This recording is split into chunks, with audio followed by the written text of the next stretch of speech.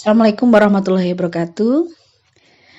Pada kesempatan kali ini, saya Puput Surya, pengampu mata kuliah fungsi kompleks, akan membahas terkait aljabar bilangan kompleks. Baiklah, yang pertama kita akan membahas terkait pola I pangkat N. Seperti yang sudah kita pelajari sebelumnya, I imajiner di pertemuan yang pertama, kita tahu bahwa I sama dengan akar negatif 1. Maka I kuadratnya yaitu negatif 1. Kita dapatkan dari akar negatif 1 dikalikan akar negatif 1. Kemudian untuk I pangkat 3, negatif 1 kita kalikan I. Berarti kita dapatkan negatif I. Kemudian I pangkat 4-nya sama dengan 1 ya. I pangkat 3 dikalikan I, kita dapatkan 1. Berikutnya lagi, kita ke I pangkat 5. I pangkat 5 sama dengan I. Ya, I pangkat 5 sama dengan I.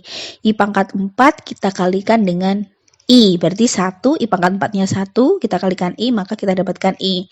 Kemudian I pangkat 6, I pangkat 6-nya yaitu I pangkat 5 kita kalikan I. I pangkat 5-nya berapa? I kita kalikan dengan I, maka kita dapatkan negatif 1. Begitu juga dengan I pangkat 7 dengan cara yang sama. Kita dapatkan negatif I pangkat 8 sama dengan 1. Dari pola tersebut kita tahu bahwa setiap kelipatan 4 akan berulang. Ya, bisa diperhatikan pada pola di slide. Jadi setiap kelipatan 4 akan berulang. Jadi di sana ada I sama dengan akar negatif 1.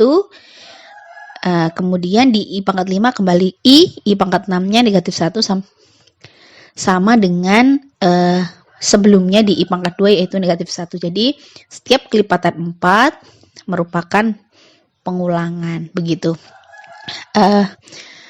Berikutnya lagi kita menginjak ke aljabar bilangan kompleks yang kedua yaitu terkait penjumlahan. Di penjumlahan jika Z1 sama dengan X ditambah Y1 dan Z2-nya X2 ditambah Y2 dan Z3-nya ya dengan Z3 sama dengan Z1 ditambah Z2. Nah, jadi berapakah Z3 gitu? Z3 itu merupakan penjumlahan dari Z1 dan Z2. Z1-nya kita substitusikan, kita cek dari yang diketahui yaitu X1 ditambah Y1, kemudian Z2-nya X2 ditambah Y2. Kita kelompokkan mana yang merupakan real Z. Real Z-nya adalah X1 dan X2. Kita jadikan 1. Kemudian imajiner Z-nya kita jadikan 1 juga. Jadi I kali Y1 plus Y2. Itu merupakan penjumlahan dari aljabar bilangan kompleks. Kemudian yang ketiga, kita masuk ke pengurangan. Di pengurangan yang diketahui juga sama, yaitu Z1 sama dengan X1 ditambah Y1 dan Z2 sama dengan X2 ditambah Y2. Z3-nya maka dengan aljabar pengurangannya Z1 dikurangi Z2 sama kita substitusikan dari yang diketahui, kita dapatkan real Z-nya kita jadikan 1 dengan real Z, imajiner Z juga dengan imajiner Z. Maka kita dapatkan Z3 sama dengan X1 dikurangi X2 ditambah I dalam kurung atau kali Y1 dikurangi Y2. Berikutnya lagi masuk ke kesamaan. Yang diketahui di situ kesamaannya jika Z1 sama dengan X1 ditambah Y1 dan Z2-nya sama dengan X2 ditambah Y2, maka Z1 sama dengan Z2. Ya, Z1 sama dengan Z2, jadi bisa kita asumsikan atau kita simpulkan bahwa X1 sama dengan X2 dan Y1 sama dengan Y2 itu terkait aljabar bilangan kompleks terkait kesamaan. Kita masuk ke aljabar bilangan kompleks yang kelima yaitu perkalian. Diketahuinya sama, Z1 sama dengan X1 ditambah Y1 dan Z2 sama dengan X2 ditambah Y2. Maka Z3 dikalikan Z2 berapa? Jadi sama, kita substitusikan dari apa yang diketahui. Z1 X1 ditambah Y1, Z2-nya X2 ditambah Y2. Jadi kita dapatkan seperti kita mengalihkan ya. Dikalikan X1 kali X2 ditambah I X1 kali Y2 ditambah IX2 kali Y1 ditambah I kuadrat Y1 dikalikan Y2. Seperti yang sudah kita pelajari sebelumnya, real Z-nya kita jadikan 1, imajinernya juga sama, kita dapatkan X1 kali X2 dikurangi Y1 Y2 ditambah I kali X1 Y2 ditambah X2 kali Y1.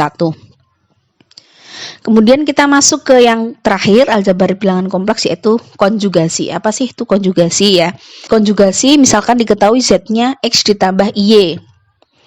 Simbolnya seperti yang tertera di atas, ada Z, kemudian ada tanda di atasnya ya, atau bisa dengan Z bintang, itu bisa disebut dengan konjugasi. Yang mana Z konjugasi itu seperti apa? Jika kita punya Z-nya sama dengan X ditambah Y, maka konjugasinya, Z konjugasi dari Z yang sudah diketahui adalah X dikurangi Y. Begitu.